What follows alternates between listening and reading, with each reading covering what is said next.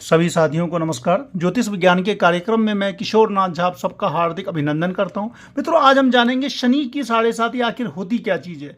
शनि की साढ़े साती कैसे लगती है, क्यों लगती है, क्या उसका प्रभाव होता है, कब शनिदेव राजा बना देते हैं और कब शनिदेव रंक बना देते हैं, कौन सी वो पोजीशन होती है जिसमें शनिदेव दर दर का भिखारी बना देते हैं, दर दर की ठोकरें खिलवा देते हैं, नौकरी छूट जाती है, अपने अलग हो जाते हैं और लगभग नल दमयंती का हाल हो जाता है। तो नल दमयंती की कहानी आप लोगों ने सुनी होगी कि दर दर भटकने पर मजबूर हो जाना पड़ा था। तो ऐसी परिस्थितियां जो भी होती है, जिस किसी के साथ होती है ऐसी, आप उसकी कुंडली निकाल के देखें, आप उसका नाम देखें, आप उसकी राशि देखें, शनि देव की साढ़े साती का ये प्रभाव होता है।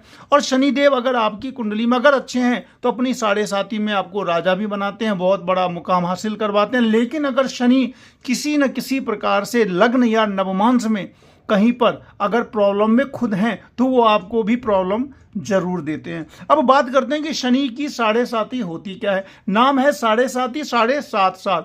शनिदेव एक राशि में 2.5 साल तक रहते हैं, तो दूसरी राशि 5 साल और तीसरी 7.5 साल। यानी कि आपके चंद्रमा के आगे या पीछे, यानी कि आपके राशि से आगे और पीछे जब तक शनिदेव रहेंगे तो उसका प्रभाव आपके जीवन पे पड़ेगा और वही प्रभाव साढ़े साती कहलाता है।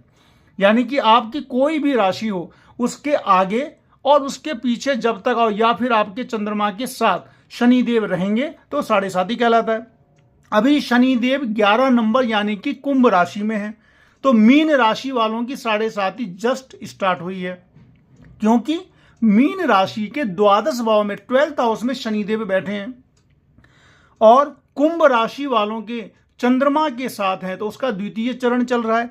और मकर राशि वाले चैन की सांस अब लेंगे, जल्द ही लेंगे, क्योंकि मकर राशि वालों का जो शनि है उनके लग्न से चंद्रमा से 2nd हाउस में है और कुछ ही दिनों में 2nd से 3rd हाउस में चले जाएंगे और साढ़े साती की समाप्ति हो जाएगी। यानी कि आपके चंद्रमा से द्वादश लग्न और द्वितीय भाव में अगर शनिदेव हैं तो साढ़े साती है। अब बात करते हैं कि साढ़े साती इतनी ज़्यादा कठोर क्यों होती है, साढ़े साती में इतना कष्ट क्यों मिलता है, साढ़े साती में नौकरी क्यों छूटती है, साढ़े साती में धन का अभाव क्यों होता है, साढ़े साती में आदमी बैंकरप्ट क्यों होता है, साढ़े साती में दिवाला क्यों निकल जाता है, साढ़े साती में कोई अपना साथ क्यों नहीं देता।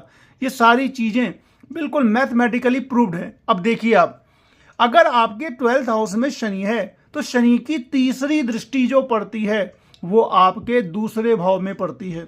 और शनि देव की जो दृष्टि होती है ना, बड़ी डिस्ट्रक्टिव होती है, यानी कि ध्वंसात्मक। जिस भाव में पड़ गई उनकी दृष्टि, उस भाव को लेकर के बैठ जाते हैं। खासकर तब जब शनि देव की जो दृष्टि जिस भाव में जिस राशि पे पड़ती है वो उनके शत्रु का घर है। अगर शत्रु का घर है तो बहुत बुरी तरीके से उस घर के अच्छे फल का वो नाश कर देते हैं। अब शनि के शत्रु कौन हुए? सूर्य हुए और मंगल हुए। सूर्य और मंगल इनके प्रबल शत्रु हैं। तो सूर्य तो पिता ही हुए और मंगल के साथ इनकी शत्रुता है। अब देखिए, शनि देव की तीसरी दृष्टि पड़ती है मेष राशि पर 11, 12, 1। अब देखिए, मीन राशि वालों के लिए भी क्या स्थिति होगी कि धन के मामलों में बहुत ही बड़ा नुकसान होगा। 2nd हाउस आपका वाणी का होता है, आपकी वाणी खराब हो जाएगी। फैमिली में बहुत ज़्यादा क्लेश होगा, क्योंकि 2nd हाउस फैमिली का होता है। 2nd हाउस आपके बैंक बैलेंस का भी होता है, तो धन में जो भी कुछ आपने जमा किया था उसमें आपको नुकसान होगा या किसी न किसी प्रकार से धन से संबंधित समस्या तो आएगी। 7वीं दृष्टि जो पड़ेगी वो पड़ेगी 6ठे भाव पर, और 6ठा भाव जो होता है मित्रों, शत्रु, कर्जा, बीमारी, नौकरी, नौकर, केस, मुकदमा, पुलिस, फाटक, ये सारी चीज़ें होती हैं। तो अब क्या होगा, इन सारी चीज़ों में चूंकि शनि देव की दृष्टि पड़ रही है और शत्रु दृष्टि पड़ती है, तो इन सारी चीज़ों में नेगेटिव चीज़ों में बढ़ोतरी होगी और शुभ चीज़ों का ह्रास होगा, यानी कि घट जाएंगी।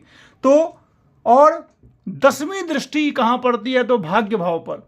जब कभी शनि की साढ़े साती जस्ट स्टार्ट होती है ना, तो सबसे पहले भाग्योदय में बाधा होती है, शत्रु कर्जा बढ़ जाता है, बैंक बैलेंस खत्म होने लगता है, नौकरी छूटने लगती है, ये सारी बातें होती हैं।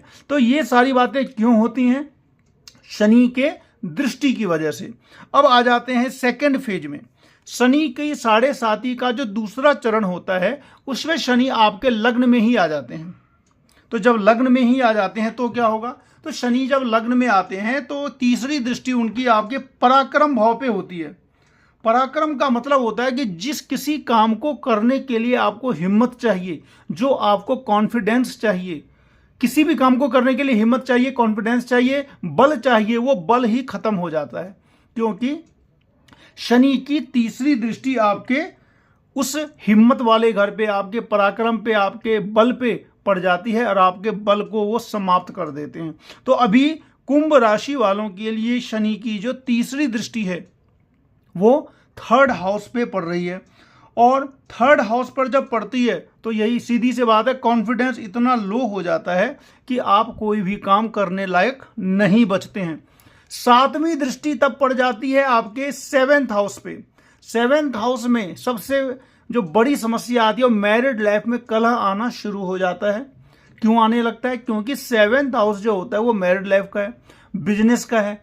तो बिजनेस और मैरिड लाइफ में परेशानी आनी शुरू हो जाती है। और तीसरी दृष्टि जो है वो 10th हाउस पे पड़ती है। 10th हाउस भी आपका क्या है, रिजल्ट का घर है, आपकी नौकरी का है, आपने जो एग्जाम दिया उसकी सफलता का है। तो यहाँ पे 7.5 में सबसे बड़ी समस्या यही आती है कि शनिदेव जिन भावों पर में दृष्टि दे देते हैं उन भावों की सबसे ज़्यादा आपको ज़रूरत है, और उन भावों पर में दृष्टि दे करके आपका नुकसान करते हैं। अब यहाँ पे ये तो मैंने नेगेटिव बातें बतलाई। पॉजिटिव बातें क्या होती हैं, अगर शनि आपका अच्छा है, अगर शनिदेव आपके अच्छे हैं, यानी कि तुला राशि के हैं, वृषभ राशि के हैं, शुक्र के घर के हैं, या फिर अपने घर के हैं, 10 नंबर के हैं, 11 नंबर के हैं, 11 नंबर के भी हैं तो भी दिक्कत है, क्योंकि उनकी सारी दृष्टियां जो होती है ना वो शत्रु के घर में पड़ने लगती है। तो आप अपनी कुंडली में देखें कि आपका चंद्रमा कहाँ है और गोचर का शनि कहाँ है।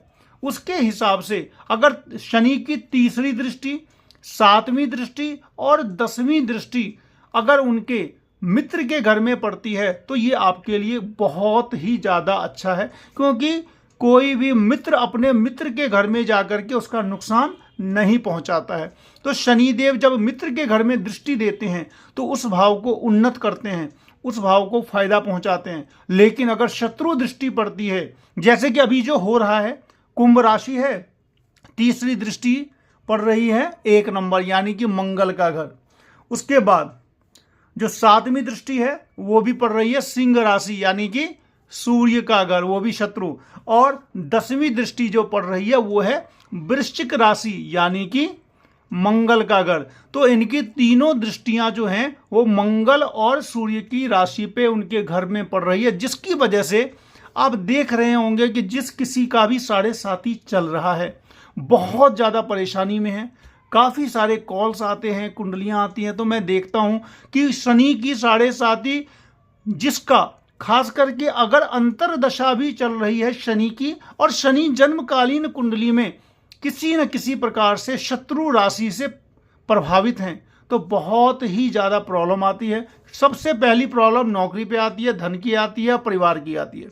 अब बात करते हैं शनि की तीसरा चरण जो होता है 7.5 का, वो राहत भरा भी होता है, क्योंकि भाई सीधी सी बात है अब तो शनिदेव हमारा निकल ही जाएंगे 2.5 साल के बाद। तो मकर राशि वालों के लिए शनिदेव अभी दूसरे भाव में है, तो लेकिन दूसरे भाव में भी होने से तीसरी दृष्टि उनके चौथे भाव में पड़ती है। तो चौथे भाव में पड़ने से जो चौथे भाव में ड्राइविंग का होता है, माता का होता है, भूमि का होता है, तो इन सारी चीज़ों में माता बीमार हो सकती हैं, ड्राइविंग में आपको चोट लग सकती है, किसी न किसी प्रकार की कोई भी प्रतिकूलता आ सकती है। उसके बाद अष्टम भाव पर में शनि की दृष्टि पड़ती है तो बीमारी कारक होता है, आप बीमार पड़ सकते हैं। और 10वीं दृष्टि आय के घर पे पड़ती है।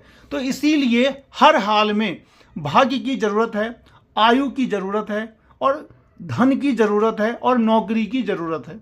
तो जब भी 7.5 लगती है तो इन सारे भाव पर, आयु के भाव पर, धन के भाव पर, नौकरी के भाव पर, फैमिली के भाव पर शनि की जो जोरदार जो दृष्टि पड़ती है उससे आदमी बहुत ही ज़्यादा प्रभावित होता है। जिस किसी की भी कुंडली में 7.5 लगेगी, अंतरदशा भी 7.5 की आ जाएगी, और शनिदेव जन्मकालीन काफी बुरी अवस्था में रहेंगे, बुरे नक्षत्र में रहेंगे, शत्रु के नक्षत्र में रहेंगे, शत्रु की राशि में रहेंगे, या फिर नीच अवस्था में रहेंगे, या नवमांश में नीच रहेंगे, या फिर मंगल के साथ रहेंगे, या मंगल से दृष्ट रहेंगे। ये सारी बातें जो भी अगर आप अपनी कुंडली को देखें तो निश्चित रूप से ऐसी स्थिति आएगी कि शनि की 7.5 में दर दर भटकने को आदमी मजबूर हो जाता है। कितनी भी अच्छी पोजीशन का कोई क्यों ना हो, बहुत ही हाई पोजीशन में आप हैं, बहुत बड़े हैं, बहुत बड़े बिजनेसमैन हैं, बहुत अच्छी जॉब है, सब कुछ है, लेकिन फिर भी शनि की 7.5 के दौरान एक समय ऐसा आएगा जब आपको किसी न किसी प्रकार का बड़ा कष्ट भी होगा, और एक समय ऐसा भी आएगा जब शनिदेव आपको ऊंचाइयों पर भी लेकर जाएंगे। एग्जाम्पल के तौर पे अभी करंट में मैं आप लोगों को बतला रहा हूं कि अडानी जी जो बड़े बिजनेसमैन हैं, उनकी भी अभी शनि की 7.5 ही चल रही है, और क्या हो रहा है ये बताने की जरूरत नहीं है। अभी केस मुकदमा जेल फाटक ये जो होता है, अमेरिका में वो सम्मन आ गया है, जो भी होता है वो तो बड़ी बात नहीं है, लेकिन शनि देव के लिए ये चीज 7.5 के दौरान जितना इफेक्ट वो कर सकते हैं किसी को, पूरी तरीके से जरूर करते हैं। अब सबसे बड़ी बात है कि उपाय क्या करें। तो शनि की 7.5 अगर किसी की भी चलती है तो हनुमान जी की जितनी ज्यादा आप आराधना करेंगे उतना ही ज्यादा आपको शनि का नेगेटिव फल कम मिलेगा। पीपल में जल देने से नेगेटिव फल कम होता है। काले घोड़े की नाल को घर में लगा देने से भी शनि का प्रभाव कम होता है। ओम शम शनिश्चराय नमः 108 बार जाप कर लेने से शनि का प्रभाव कम होता है। दशरथ कृत शनि स्तोत्र का रोजाना पाठ करने से भी शनि का कुप्रभाव खत्म होता है। काले कौवों को रोटी खिलाने से, काले कुत्तों को रोटी खिलाने से भी शनि का प्रभाव कम होता है। ये सारी नॉर्मल बातें हैं जो आप लगभग जानते हैं। तो अगर आप लोगों में से किसी का भी शनि के